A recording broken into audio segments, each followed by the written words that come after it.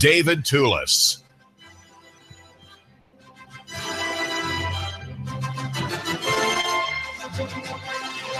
There is a contradiction in policy in the executive branch of Tennessee government headed by Mayor Andy Burke. Mayor Burke will be announcing in the next day or two his pick for chief of police.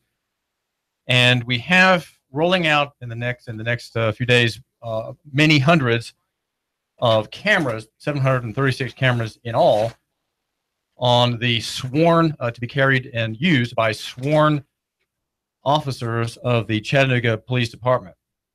The conflict is between the camera and community policing, which is something that is touted in a press statement of the past day or so in response to President Trump's comments about arrestees needing to be roughed up a little bit, and that it's okay to bang the head of the man being arrested as he gets into the car. You don't have to put your hand over that man's head to avoid him bumping it as he gets in to be taken to the magistrate.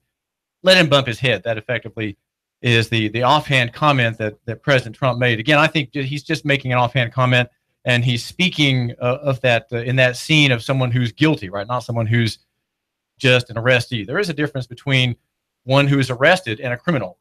That seems to be a distinction lost on TV3's staff report about the press release from the Chattanooga Police Department, which says, which refers to people who are arrested as criminals. Well, that's not the case. Many people who are arrested are not criminals at all. And many people who are charged with crimes are, in fact, victims of setups and false statements by officers across the country. That is the quote in TV3's website story says, "It's that comment that has some law enforcement agencies defending their policy. Some said the remarks encouraged police to be more violent when handling criminals." Well, that's not really what the president meant, though. I think in his defense, he could have been referring to an actual criminal being arrested and being put into the back of a cruiser, rather than what you and I would consider to be the case normally, and that is a person is arrested, and of course he is legally innocent until the burden of proof shows before a jury that he is guilty of a crime. Now, the question about cameras is this: we have cameras because police are violent. There has been a spate of killings across the country, violence against people who are not deserving of being beaten. They're not deserving of capital punishment, and yet they end up dead or bruised, lacerated, punched, injured, in comas after having encounters with courageous police officers who used force and violence because they feared for their lives. Body cameras are intended to protect you, and it's interesting. While you are the one being protected by the camera that's clicking away shutter after shutter of well, there is no, I don't know if there's a shutter, but a digital shutter capturing a sequence of images that make up the moving picture of your encounter. You are the one in the picture. You are the one being surveyed. The record is of you and your responses to the officer. And think of the pejorative circumstances where your hair is uncombed, or maybe if you're like me, you're not wearing your tie and your jacket.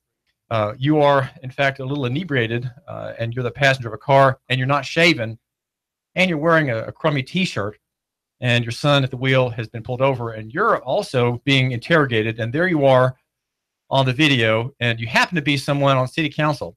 You happen to be someone on the sewer board.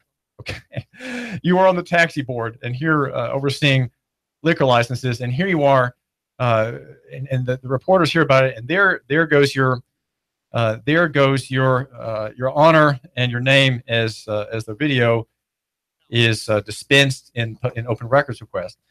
Now, so you are the one being surveyed, and no telling how much mischief is ahead here in Chattanooga by the press and by private parties who anybody can have an open records request and get a copy of a video. It's not going to be a hard thing to do. One that goes out, of course, is edited for things such as social security numbers. If you're foolish enough to give a social security number to an officer, that will be bleeped out. But there it is. Your surveillance goes out into the public. It goes out on Facebook and is put up by your political opponent, right? You're going to run for town council in Red Bank, and your political opponent has had a very savvy advisor to discover this. He's run your name through the Red Bank Police Department database, and in that jurisdiction, if cameras are working there, well, you're going to be on the video.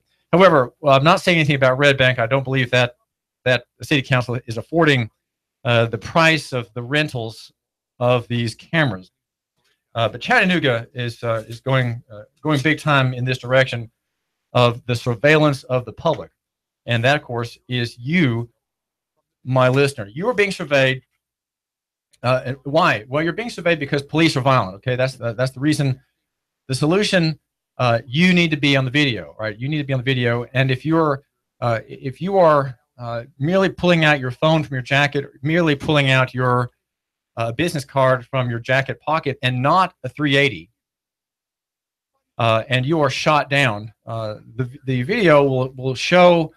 It will give defense to the officer that, well, the subject, was reaching into his pocket for his ID, and it looked like a very big bulge. And when I saw that black thing in his hand, I thought, oh man, that's a gun, and I feared for my life, and I shot him. So there's the defense there. The defense will be made by the video, showing the citizen complying with the officer, perhaps, or maybe not complying with the officer. Maybe he's reaching into a side pocket where one would never have a billfold, and the officer thinks that there's a handgun or a knife in that pocket, and suddenly there's a flash of movement, and the citizen, that is to say you, are on the ground bleeding from your mouth, and there's a bullet hole in your shoulder where the officer fired at you as you went down, because he thought you certainly were crouching down so that you could lunge at him with a death blow.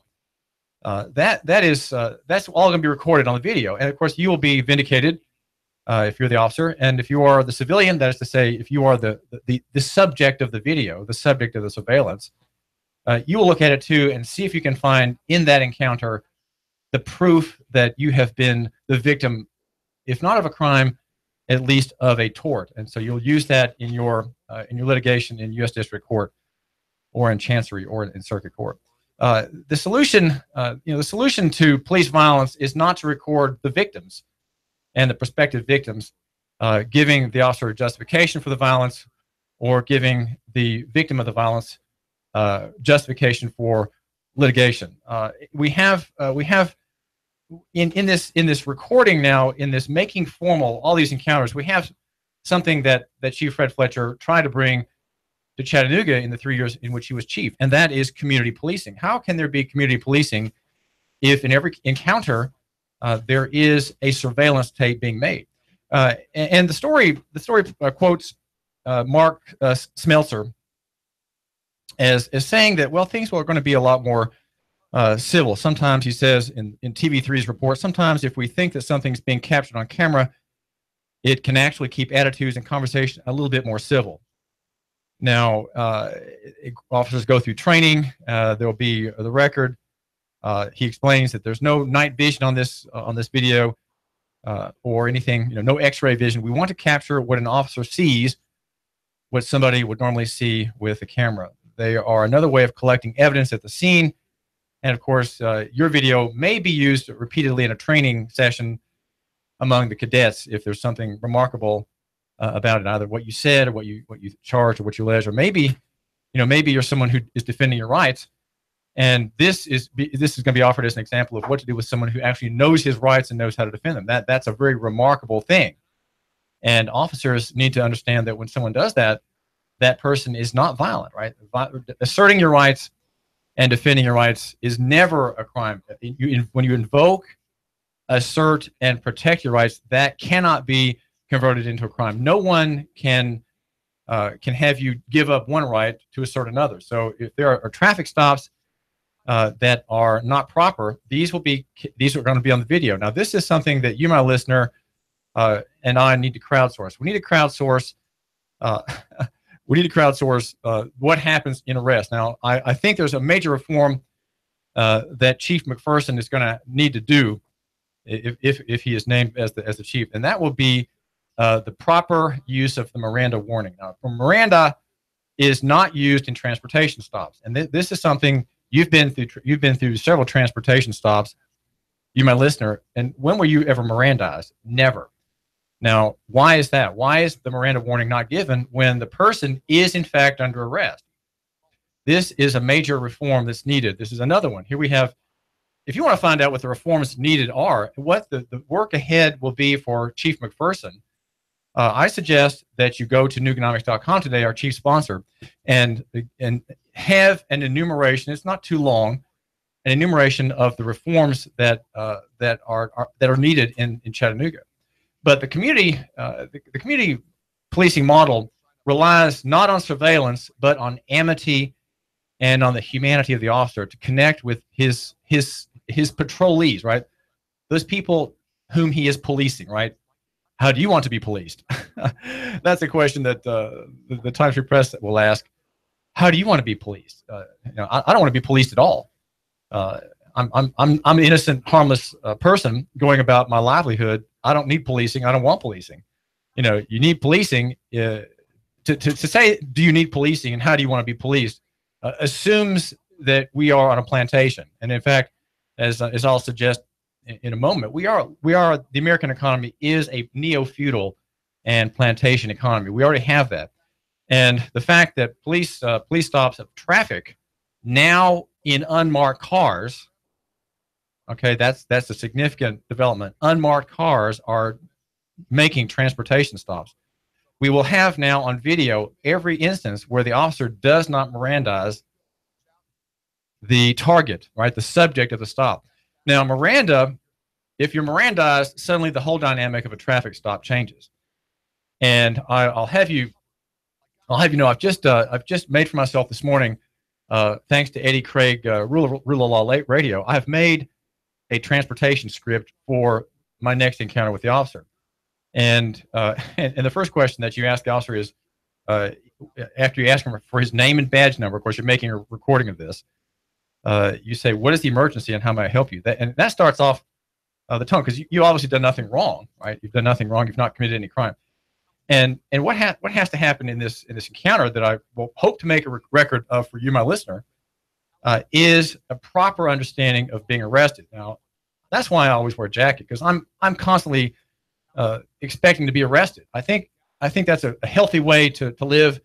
That way, your innocence, you're always concerned about being innocent and right, and not damaging anyone, not offending anyone, not violating anyone's rights, not causing any tort on the highway. Of course, you're traveling privately on the highway, and so this script in my green notebook, which I'm keeping in my car now in very large type. It runs to 6 pages. Has the questions about protecting your rights and not waiving your rights, and the need. It points out the need to be Mirandized. If you're under arrest, you have to have your Miranda rights read to you. However, the Chattanooga Police Department presumptively acts upon travelers and operators of motor vehicles. Those are two distinct categories of people. It operates on these two categories of people as if they had no procedural or due process rights. Okay, a traffic stop somehow is apart from criminal enforcement, and yet it is, in fact, criminal enforcement. A commercial covenant made between the state and the traveler or the operator of the motor vehicle in commerce gives an enforcement jurisdiction. But Tennessee Police Department and other police departments and the sheriff's deputies in Hamilton County enforce this commercial arrangement on everyone through criminal enforcement. That means that there has to be the reading of the Miranda rights. And your Miranda rights, in a nutshell, are that if you say or do anything in this encounter, which is, of course, being recorded by the officer, it will be used against you in court. So you can't say anything, right? You can't say anything. You can't give anything. You can't consent to search. You make no statement. And the main question that you're asking is, am I free to leave? If you're not free to leave and you're under arrest, then suddenly, you know this and he knows this, the officer knows this, suddenly, all of your rights apply and you have to know how to defend them. And so what I've done, thanks to Rule of Law Radio, which I've carefully been listening to these lectures very, very carefully. And I have printed out my version of the transportation script, which says, for example, for the record, no law is valid if it requires me to waive any of my fundamentally protected rights in order to exercise another right or an alleged privilege. And no law can convert the free exercise of any right into a crime. That's a famous quote from a Supreme Court case. The exercise of a right cannot be converted into a crime. And the officer needs to know that. And we need to have, I hope in Chattanooga, more officers encountering people like you who think about asserting your rights and not just complying with the demand for ID. I mean, if the officer stops you and demands your ID and registration and proof of insurance, what authority does he have to do that? Well, you have to make him show you that authority, right? If he doesn't have it, you have to respectfully, for the record now, right? For this record that he's making on his camera, you have to respectfully resist. Okay, if you don't resist, and if you don't defend and protect your rights, you don't have any. Now, most people don't have rights because they don't know how to defend them. And I would say that there's an offense against God for not defending them. An offense against God, because we're made in God's image, and we have what the founders, I think, rightly said are unalienable rights. Now, Mike Steele and I have had a debate for some time about whether or not you can alienate a right. I've said, no, you cannot alienate a right. No, I've said that you can alienate a right by simply yielding. The cop says, for my safety, may I search your trunk or may I search your car? And if you say yes, you've yielded your right, right? How can you yield in that moment how can you yield an unalienable right? Well, Mike is pointing out that the right is unalienable because it still belongs to you because you're made in God's image. It's yours, but it's being hurt and trampled upon. It's still yours. You haven't alienated it in finality, right? You still have it to assert the next time.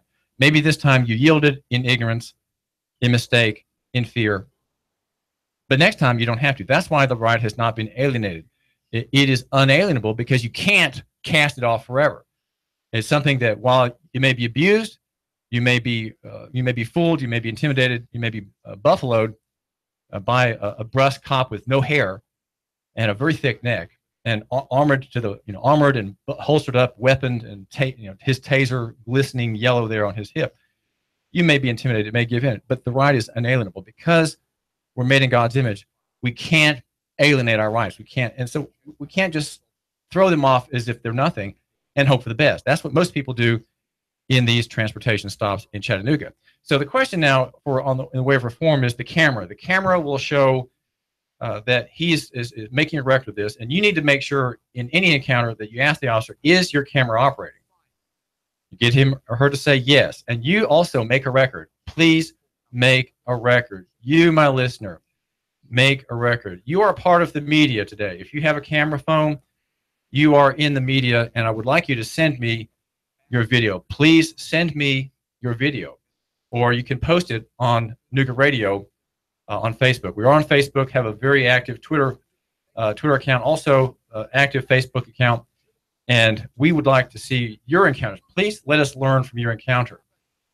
Your encounter from the police side is being perhaps played for the cadets as an example of a person who did the right thing, and maybe that person is held up for the cadets as a person who knows his rights and is to be respectfully treated. Right, a person who's standing on his rights should not be shouted down, but should be addressed with respect by the officer. And we need to see these traffic stops in Chattanooga. We need to see these. And you, my listener, let's crowdsource this job. Let's crowdsource this effort. Why don't you help me and Nooga Radio, AM 1240 and FM 92.7, be the part of the report. Make the report. You report. You report, and the world decides. Now, the police department. This is David Tulis, and calling you live on the air. What's on your mind? Hey, David, this is Greg. Talking about your rights, one right that a lot of people don't really fully understand the consequences of is their Fifth Amendment rights. When a cop starts talking to you, whether it's at a traffic stop or anything, the best thing for you to do is just simply state, I don't answer questions from the police. If you try to invoke your Fifth Amendment rights by saying that, I'm invoking my Fifth Amendment rights, if whatever's happening goes to trial, they are allowed to say he invoked his Fifth Amendment, and most people, especially a jury, will interpret that to mean that you're guilty. You're hiding something. Whereas if you just simply state, I don't answer questions, and refuse to be baited and simply don't give the cops additional information, that hamstrings them to doing only what they were going to be doing and not give them additional avenues in which to try to pursue somebody. Listen, Greg, thanks very much for calling. This is David Tulis. We're glad you're giving us a couple minutes of your time. We cover local economy and the free market. That was Greg. Thanks, Greg. We are the station that wants prosperity. Encourage there's prosperity. If we live in fear, we don't have that prosperity. This is David Tulis. Now, some messages.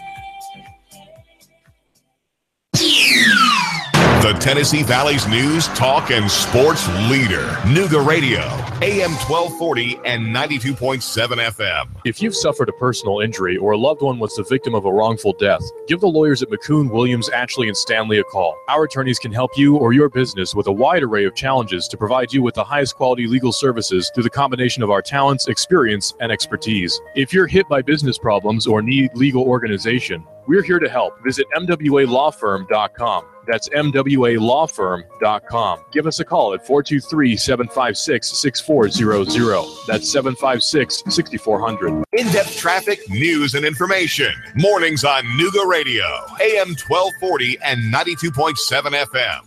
After another mild start, expect some clouds passing through for your Tuesday, but continued dry. Highs back into the upper 80s to near 90 tonight. Not as mild, low 68 to 71 for the midweek. Still mainly dry. Can't rule out a spotty late day shower or storm. Back into the upper 80s. McBraw Realty is now Real Living Southern Realty, serving the entire tri-state area. Find your dream home now with Real Living Southern Realty. For their complete listings and more, rlsouthernrealty.com. And I'm Sorgene 12 Chief Meteorologist Patrick Orr. On Nooga Radio, AM 1240 and 92.7 FM. The Tennessee Valley's news, talk, and sports leader. Nooga Radio, AM 1240 and 92.7 FM. Nooga Radio, AM 1240 and 92.7 FM knows your opinion is important. So call 800-8949. Agree or disagree. Call 423-800-8949. 800-8949. Nooga Radio, AM 1240, 92.7 FM, and 95.3 HD4. News, talk, sports. Nooga Radio.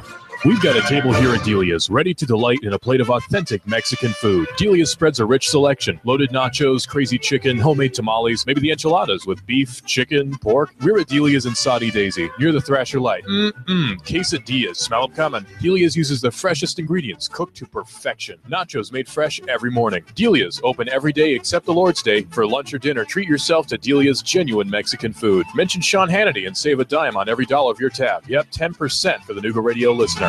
Hi, this is Eric Pelton. Taxes, accounting, business advice. I've got a neat brochure, 12 ways to improve your business profits. Come on by for a free consultation and we'll give you a copy. E.J. Pelton Company, 332-3339.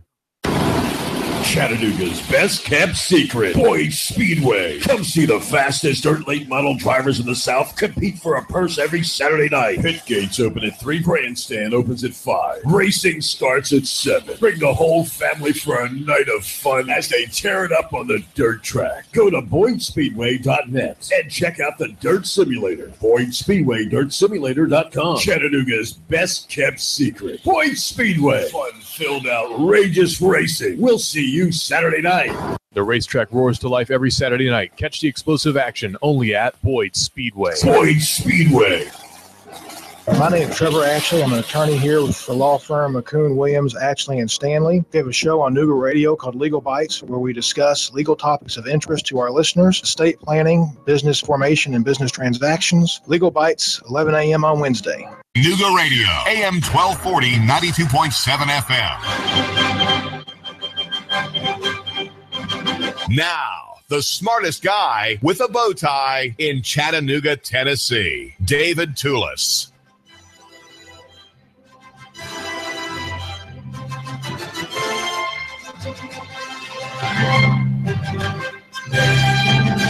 This is David Tulis, and I'm glad that you're giving us just a couple minutes at a time. We are here at Nooga Radio, and we're making an argument for a local economy and the free market in Chattanooga and beyond. And that argument touches many areas. It focuses a lot on respect for local people and respecting their decisions on how they eat, how they educate their children, how they drink, what they drink. It matters to us here in Chattanooga whether our water is clean or whether it is polluted by a legacy industrial chemical that's added in many water districts in Chattanooga, and that's called hydrofluorosilicic acid.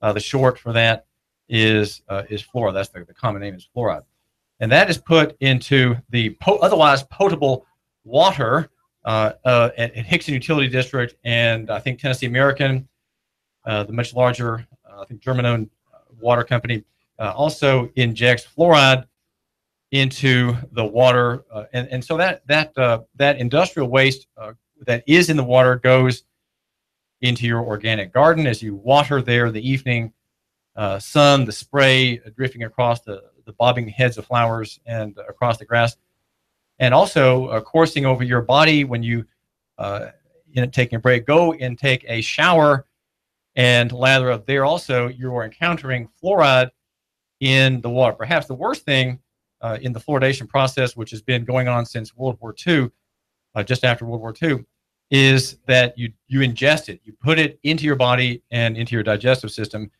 and there it works. Well, it works miracles. We're told by tooth doctors here in Chattanooga. It does many good things. And I'm a dissenter of mass medications. I'm a dissenter from the idea that fluoride is put into water, and if you're in your 90s, you have to drink it, right? In your 80s and your 70s, your 60s, if you're in your 50s, if you're in your 40s, your 30s, your 20s, you have to drink this for the benefit of people in their 10s, right? People who are 9 years old or 6 years old, or maybe even 11. They get the pretended benefit on their tooth enamel of this industrial waste product, and yet you have to consume it. Now, I have on the phone Karen French, who is a coordinator for a clean water group in Tennessee, and we have for your benefit this morning, we have at Nooganomics.com her letter. She has an essay about the need for clean water, and here she and other boosters of pure water are thinking that maybe the General Assembly can offer some help. There is a kind of turning of the tide, Karen French, in some districts across the state. What is the news around the state in which boards are considering getting out of fluoridation? What's the trend in these districts, Karen? Well, there are 458 water systems in the state, and 274 of them fluoridate. That means 184 don't. So 40% have either never fluoridated or have chosen to not fluoridate.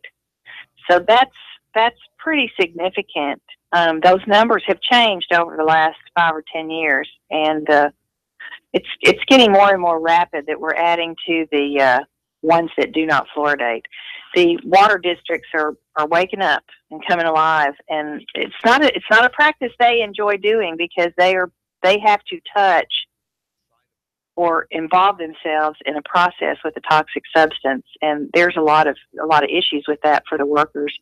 So they've never liked it, and some of them really have taken the measure to get it out, and that's a wonderful thing. Well, why do these boards? There's a lot of pressure not to. Karen French, if these boards don't like fluoride, why are they keeping it? What's the reason that they don't act to remove that injection? Well, some things are just tradition, and fluoridation is tradition. It was started, I think, initially 70 years ago. Some of our communities didn't get it until about 50 years ago, but it started in Michigan.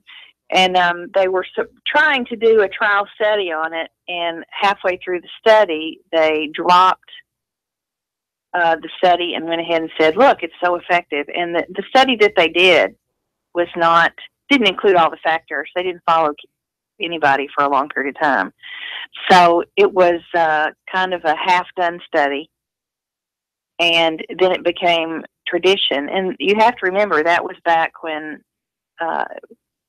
everybody thought that scientists and doctors would never tell you any wrong. We know that's different today. We know there's a lot of political influences in some of these big organizations, and they will say anything based on who is sponsoring them or provides them with the most money. So back then, people were they were naive about how things could be. And so when you said all the dentists approve this, if you remember, there were commercials for cigarettes that said, 9 out of 10 dentists choose Viceroy or Camel or whatever. People were like, oh, good, I guess I should smoke. I mean, it was endorsements is all it was. It was endorsements, and there really isn't any science behind it to support it. And what they put in your water is entirely different than what they use on your teeth. So those two different chemicals are all lumped under the umbrella of fluoride, and they're not the same. And there's not been any studies on ingestion from the chemical they're putting in your water right now. And that was one of the issues in the district serving North Hamlin County, Soddy Daisy, and Sale Creek, and surrounding rural areas. That's the Northwest Utility District. And there was secrecy, it seemed, surrounding what was in the fluoride the chemical that was bought from an industrial distributor. And the coverage that we offered at Nooganomics.com and here at Nooga Radio suggested that the consumer, the drinker of the water in that district would never find out what these elements are. And so the move in the Chattanooga area was on behalf of a very courageous board at the Northwest Utility District, Karen. And that board, I think, given the public interest in this question, that board did the conservative thing, which was to take it out. Taking it out, it was in their minds not the liberal daring thing. Leaving it in, that was the daring and dangerous and risky thing. And that board voted almost unanimously to say we're getting rid of it. And within a few days, David Collette, the general manager, stopped the drip. That's right. That's right, and that was a courageous move. What we're learning in Tennessee is that when the water districts become aware, that's when the fluoride comes out, and that's been true in most of them that have taken it out across the state. Is the water districts or the water board or the city council, somebody really figures out that this stuff is not what we've been told it is, and they take all the measures to get it out. The citizens are needed. I got an engagement by a West Virginia city councilman, and he wants it out. The other city councilmen don't.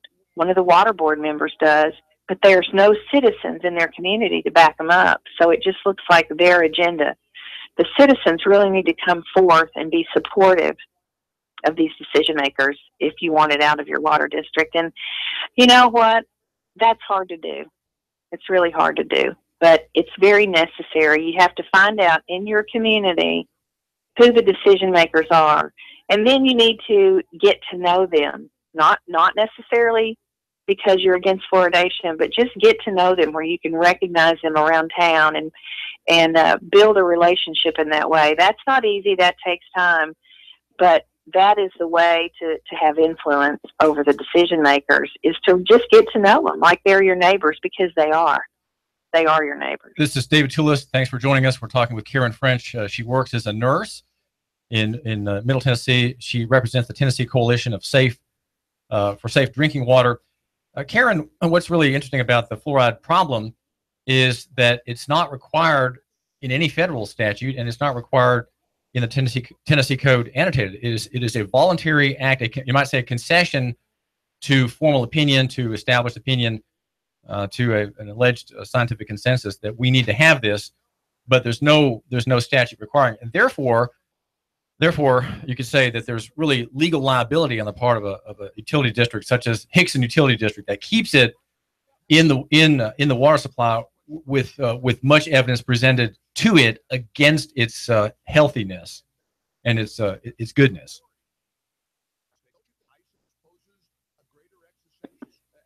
Yeah, it is totally. It's a totally voluntary practice in Tennessee, and it's become policy because the health department encourages it. And TDEC, who is the EPA for Tennessee, they monitor it. They don't like it. It creates a lot of problems for them. It creates a lot of issues within each water supply system, and none of them really like the addition of it. But they're commissioned to do that. They're commissioned to monitor it. Well, what are the when you say problems? What do you mean by problems, Karen French? What kind of problems does hydrofluorosilicic acid cause in districts? What are you talking about? Well, I'm not a water treatment operator, but I know many water treatment operators, and I think you've even had some on your show before. But it's very difficult to get the dosage correct or the levels correct in the water. In some water districts, it's liquid that drips into the water. And so during the high use times of the day, the flow rate is different than during the night. So if that fluoride is dripping continuously in the water, then when you wake up in the morning, the dosage may be higher when you turn on your water at the tap than it would be later in the afternoon after people have done a lot of laundry and, things like that, wash their car, flush their toilets.